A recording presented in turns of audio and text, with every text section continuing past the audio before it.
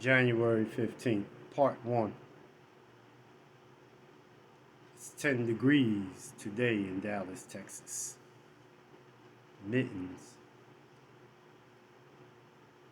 is the only cat that seems to have come out today in the 10-degree weather.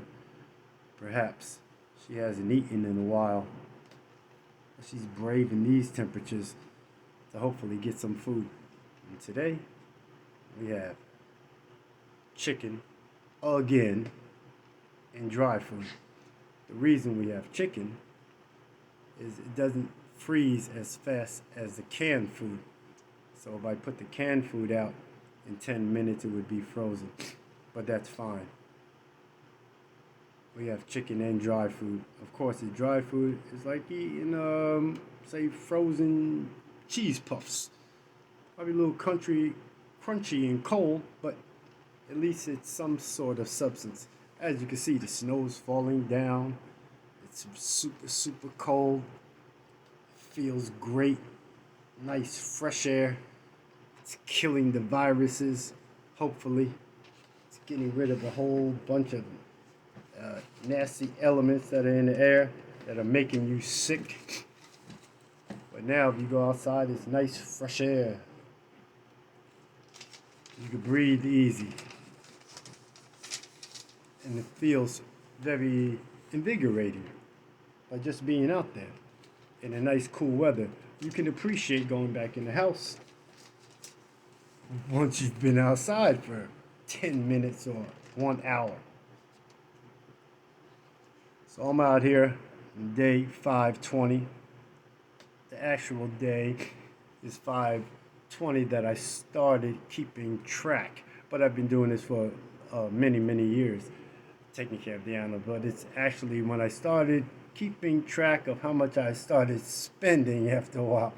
So that would have been August of 2022. But now that doesn't matter because I haven't missed one day in at least 520 days. Can you say it with me? 520 days straight. Do you do anything 520 days straight? Are you consistent with anything for 500 days straight? You gotta ask yourself, what am I made of? We can do it. And by doing this every single day, I have something to look forward to. And I stay healthy by always moving around.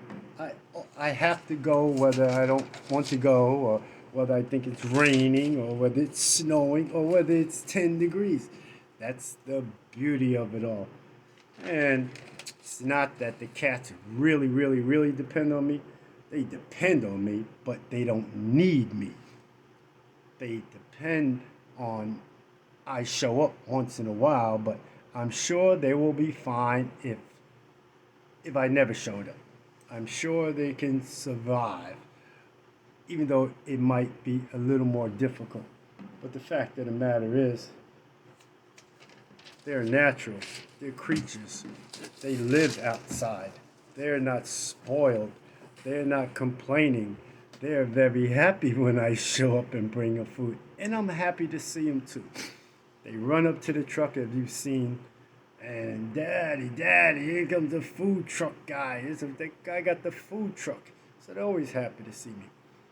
So, the next thing I do is go to the 7-Eleven to feed Lady Marmalade and drink some coffee with the guys who show up at 5:30, 6 o'clock in the morning, and sit around and stand around and drink coffee and talk about what's upcoming and the latest and the greatest.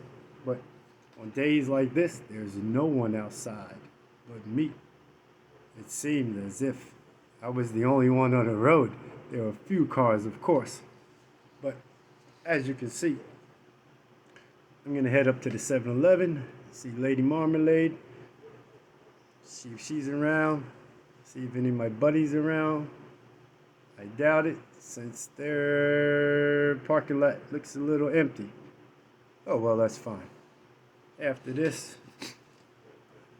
I'm gonna go back to Dumpsterville, but first I have to stop, put some food out for Lady Marmalade, aka Big Silky.